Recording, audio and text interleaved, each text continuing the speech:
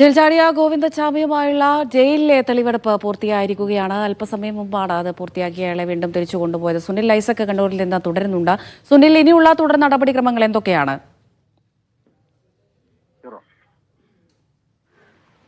സംഭവം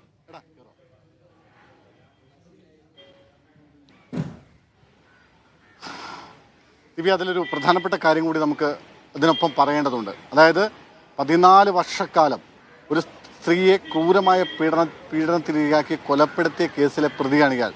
അയാൾക്ക് വലിയ മാനസിക പരിവർത്തനമൊക്കെ ഉണ്ടായി എന്നാണ് ജയിൽ വകുപ്പ് പറഞ്ഞത്. അതുകൊണ്ടാണ് ഇയാളെ ഡി ബ്ലോക്കിൽ നിന്ന് ബി ബ്ലോക്കിലേക്ക് മാറ്റിയതെന്നായിരുന്നു ആ ജയിൽ അധികൃതരുടെ നിലപാട്. പക്ഷേ നമ്മളിപ്പോൾ കൊടുത്തിട്ടുള്ള ദൃശ്യങ്ങളിൽ ഏറ്റവും അവസാനത്തെ ദൃശ്യം അത് ഗോവിന്ദച്ചാമി പുറത്ത് നിൽക്കുന്ന മാധ്യമപ്രവർത്തകർക്കും നാട്ടുകാർക്കും നേരെ നോക്കി കാണിക്കുന്ന ഒരു അശ്ലീല ആംഗ്യമാണ്. അതെന്താണെന്ന് നമുക്ക് പറയുന്നതിൽ ബുദ്ധിമുട്ടുണ്ട്. പക്ഷേ അത്തരം മാനസികാവസ്ഥയുള്ള, അത്തരം വൃത്തികെട്ട മാനസികാവസ്ഥയുള്ള ഒരു മനുഷ്യനാണ്, ഒരു ക്രൂരനായ കൊലയാളിയാണ് ഇയാൾ എന്ന കാര്യത്തിൽ ഒരു കാരണവശാലും ഒരു സംശയവും വേണ്ട. അതായത് ഇവിടുത്തെ തെളിവെടുപ്പിന് ശേഷം പുറത്തേക്ക് കൊണ്ടുപോകുന്നതിനിടയിലാണ്, അതായത് വാഹനത്തിൽ കയറ്റി തെളിവെടുപ്പ് പൂർത്തിയാക്കി പുറത്തേക്ക് ഇറങ്ങുന്ന സമയത്താണ് അയാൾ മാധ്യമപ്രവർത്തകർക്കും പുറത്ത് ഉണ്ടായിരുന്ന പോലീസുകാർക്കും നാട്ടുകാർക്കും ഒക്കെ നേരെ നോക്കി ഒരു അശ്ലീല ആംഗ്യം കാണിച്ചാണ് അയാൾ ആ വാഹനത്തിൽ നിന്ന് പുറത്തേക്ക് പോകുന്നത്. ഈ ഗോവിന്ദച്ചാമിയാണ് കഴിഞ്ഞ 3-4 മാസക്കാലമായി മാനസികമായി വലിയ പരിവർത്തനമുണ്ടായി, വലിയ നല്ലവനായി മാറി. അതുകൊണ്ട് ഇയാളെ ഡി ബ്ലോക്കിൽ നിന്ന് NIA തടവുകാരൊക്കെ വന്നപ്പോൾ ബി ബ്ലോക്കിലേക്ക് മാറ്റിയതെന്ന് ജയിൽ അധികൃതർ പറയുന്നത്. എന്തായാലും ഇനി ദിവ്യ ചോദിച്ച ചോദ്യത്തിലേക്ക് വരാം. ഇവിടുത്തെ പ്രാഥമികമായ തെളിവെടുപ്പ് പൂർത്തിയാക്കി ഇയാളെ ടൗൺ സ്റ്റേഷനിലേക്ക് ഇപ്പോൾ കൊണ്ടുപോയിട്ടുണ്ട്. കണ്ണൂർ ടൗൺ സ്റ്റേഷനിൽ എത്തിച്ചതിന് ശേഷം അവിടെ നേരത്തെ ഇയാൾ കൊടുത്ത മൊഴിയുണ്ട്. അതിന് ശേഷമാണല്ലോ ഈ തെളിവെടുപ്പ് വരുന്നത്. ആ തെളിവെടുപ്പിനിടയിൽ ലഭിച്ചിട്ടുള്ള വിശദാംശങ്ങളുണ്ട്. ആ 2 കാര്യങ്ങൾ കൂടി ഒന്നുകൂടി മാച്ച് ചെയ്യുന്ന തരത്തിൽ ഒരിക്കൽ കൂടി അയാളെ ചോദ്യം ചെയ്യുമെന്നാണ് അറിയാൻ കഴിയുന്നത്.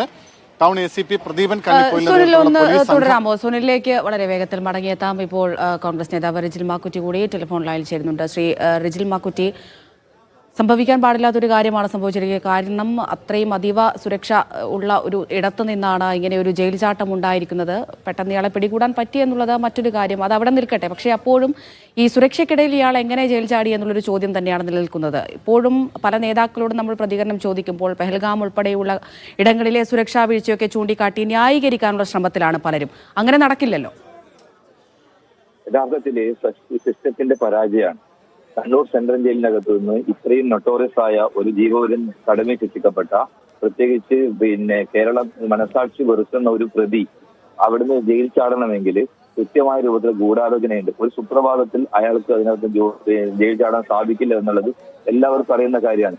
അപ്പോൾ അതിനനുസരിച്ച് അയാൾക്ക് ജയിൽ ചാടാനുള്ള സൗകര്യം ജയിലിനകത്ത് എത്തിക്കൊടുത്തു എന്നുള്ളതാണ്.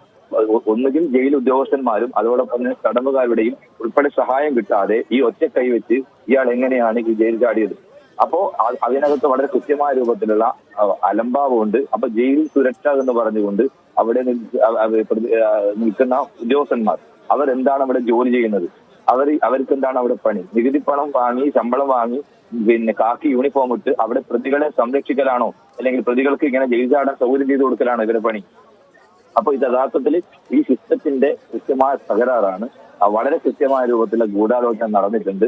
അല്ലാതെ ഒരിക്കലും ഇത്രയും ഈ പ്രതിക്ക് ഇപ്പോ വാർത്തകളിൽ കാണുന്നത് അയാൾ മാനസികമായ പരിവർത്തനം വന്നു. ഒരു മാനസിക പരിവർത്തനം അയാൾക്ക് വന്നിട്ടില്ല.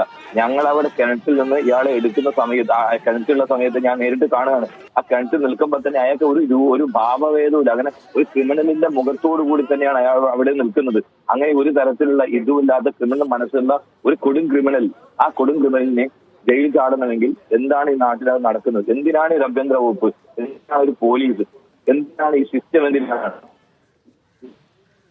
ശ്രീ റിജിൽ മാക്കുറ്റി സൂചിപ്പിച്ചതുപോലെ തന്നെ ഇതിനു മുമ്പും കണ്ണൂർ ജയിലിനെതിരെ പലതരത്തിലുള്ള ആരോപണങ്ങൾ ഉയർന്നിട്ടുണ്ട്. അതിപ്പോൾ ലഹരിയായാലും ശരി, അതുപോലെ തന്നെ മൊബൈൽ ഫോണുകൾ പ്രതികൾക്ക് ലഭിക്കുന്നു എന്നുള്ള കാര്യങ്ങൾ, അങ്ങനെ പലതരത്തിലുള്ള ആരോപണങ്ങൾ കണ്ണൂർ ജയിലിനെതിരെ ഉയർന്നിട്ടുണ്ട്. പക്ഷെ അന്നൊന്നും കൃത്യമായ അന്വേഷണങ്ങളോ നടപടികളോ ഉണ്ടാവാതിരുന്നത് കൊണ്ടാവാം ഇപ്പോൾ ഇത്രയധികം കാര്യങ്ങളിലേക്ക്, അല്ലെങ്കിൽ ഇങ്ങനെയുള്ള കാര്യങ്ങളിലേക്കൊക്കെ കടക്കാൻ പോയത് എന്ന് തോന്നുന്നുണ്ടോ?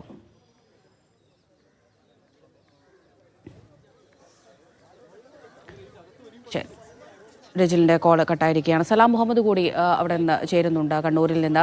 സലാം, ഇയാളെ പിടികൂടിയപ്പോൾ, ഗോവിന്ദചാമി ആ കിണറ്റിൽ നിന്ന് പിടികൂടിയതിന് ശേഷം തന്നെ നാട്ടുകാരുടെ ഭാഗത്തു നിന്നുള്ള പ്രതികരണമൊക്കെ നമ്മൾ കണ്ടിട്ടുണ്ടായിരുന്നു. വലിയ അവർ വികാരഭരിതരായി അയാൾക്ക് നേരെ പാഞ്ഞെടുക്കുന്ന കാഴ്ചകളൊക്കെ നമ്മൾ കണ്ടിട്ടുണ്ടായിരുന്നു. തുടർന്നും വലിയ പ്രതിഷേധം തന്നെയാണോ കണ്ണൂരിൽ അരങ്ങേറിയത്? വിജയ, കനത്ത പ്രതിഷേധമാണ് ഈ ഗോവിന്ദചാമിയുടെ ജയിൽ ചാട്ടത്തിന് പിന്നാലെ ആഭ്യന്തര വകുപ്പിനും ജയിൽ അധികൃതർക്കും ഈ വീഴ്ച ഉണ്ടായെന്ന് കാണിച്ചുകൊണ്ട് പ്രതിപക്ഷ പ്രതിഷേധങ്ങൾ ഉണ്ടാകുന്നു. അതുപോലെ ഗോവിന്ദചാമിക്കെതിരെ, അതായത് മനസാക്ഷി ഞെട്ടിച്ച ഒരു ക്രൂരകൃത്യം ചെയ്ത ഒരാളെന്ന നിലക്ക് ജനങ്ങളുടെ ഭാഗത്തുനിന്നും ആ രീതിയിലുള്ള പ്രതിഷേധങ്ങൾ ഉണ്ടാകുന്നു. ജനങ്ങൾ പാഞ്ഞെടുക്കുന്ന സ്ഥിതി വരെ ഉണ്ടായി. കണ്ണൂർ ജില്ലാ ആശുപത്രിയിൽ എത്തുന്ന സമയത്താണ് അയാളെ കയ്യേറ്റം ചെയ്യാനുള്ള ഒരു ശ്രമം ജനങ്ങളുടെ ഭാഗത്തുണ്ടായത്. അങ്ങനെ വലിയ പ്രതിഷേധം തന്നെയാണ് ആളുകളിൽ നിന്നും അതുപോലെ പ്രതിപക്ഷ സംഘടനകളിൽ നിന്നൊക്കെ തന്നെ ഉയരുന്നത്. ഈ ജയിലധികൃതരുടെ വീഴ്ചയാണ് പ്രധാനമായും ചൂണ്ടിക്കാണിക്കുന്നത്. അതായത് ഈ 20 ദിവസത്തിലധികം ഇയാൾക്ക് ആസൂത്രണം ചെയ്യാൻ ലഭിച്ചു എന്നുള്ളതാണ് പോലീസ് തന്നെ സ്ഥിരീകരിക്കുന്ന ഒരു വിവരം. ആ ഒരു സാഹചര്യത്തിൽ ജയിലധികൃതർ എന്തായിരുന്നു, അവരുടെ ഉത്തരവാദിത്വം എന്തായിരുന്നു, അല്ലെങ്കിൽ ഏത് നിരീക്ഷണമാണ് ഏർപ്പെടുത്തിയിരുന്നത് എന്ന കാര്യത്തിലൊക്കെ തന്നെ വലിയ വിമർശനം ജയിലധികൃതർക്ക് നേരെ ഉണ്ടാകുന്നുണ്ട്. ആ രീതിയിൽ വീഴ്ച ഉണ്ടായി എന്നുള്ളത് തന്നെ സ്ഥിരീകരിക്കുന്ന പ്രതികരണം പോലീസ് മേധാവിയുടെ ഭാഗത്തും തന്നെ ഉണ്ടായ ഒരു സാഹചര്യത്തിൽ ജയിലധികൃതർക്ക് ഈ ഉത്തരവാദിത്തത്തിൽ നിന്നും ഒഴിഞ്ഞു മാറാനാകില്ല. അങ്ങനെ വലിയ വീഴ്ച ഉണ്ടായെന്ന് കാണിച്ചുകൊണ്ട് പ്രതിപക്ഷ സംഘടനകളുടെ പ്രതിഷേധവും ഈ ജയിൽ പരിസരത്തൊക്കെ തന്നെ ഉണ്ടായിരുന്നു. അല്പസമയം മുമ്പ് BJPയുടെ ഭാഗത്തുനിന്നും ഒരു പ്രതിഷേധം ഉണ്ടായി. ഉള്ളിലേക്ക്, അതായത് സെൻട്രൽ ജയിലിനുള്ളിലേക്ക് തള്ളിക്കയറാനും അതിൽ ചാടിക്കടക്കാനും ഒക്കെ തന്നെ പ്രവർത്തകർ ശ്രമിച്ചു. പോലീസ് പണിവിട്ടാണ് ഇവരെ ഇതിൽ നിന്നും മാറ്റിയത്. അങ്ങനെ വലിയ പ്രതിഷേധം തന്നെയാണ് ഉണ്ടാകുന്നത്. പ്രധാനമായും ഈ പോലീസ് പറയുന്ന കാര്യം, ഇയാൾ 1 ദിവസത്തിലധികം എടുത്തു ആസൂത്രണം ചെയ്തുകൊണ്ടാണ് ജയിൽ ചാടിയത് എന്നുള്ള കാര്യമാണ്. ഇതിനായി ഇയാളുടെ പക്കൽ നിന്നും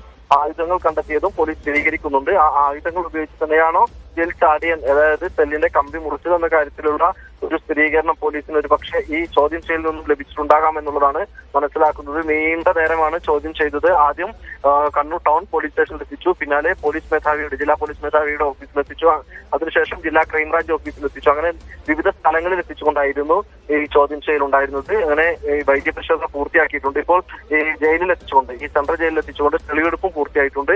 ഇനി ഒരു പക്ഷേ കോടതിയിലേക്കാണ് ഇപ്പോൾ കൊണ്ടുപോയിട്ടുള്ളത്. അല്പസമയത്തിനുള്ളിൽ തന്നെ കോടതിയിലെത്തുമെന്നാണ് പ്രതീക്ഷിക്കുന്നത്. അവിടെ വെച്ച് ഈ നിയമപ്രശ്നങ്ങളൊക്കെ, അതായത് ഈ കേസുമായി ബന്ധപ്പെട്ടുള്ള നടപടിക്രമങ്ങളൊക്കെ തന്നെ പൂർത്തിയായതിനു ശേഷമായിരിക്കും ഇയാളെ ഒരു പക്ഷേ കണ്ണൂർ സെൻട്രൽ ജയിലിലേക്കാണോ അതോ വിയ്യൂരിലേക്കാണോ കൊണ്ടുപോകുക എന്നുള്ള കാര്യത്തിലൊക്കെ തന്നെ തീരുമാനമുണ്ടാവുക.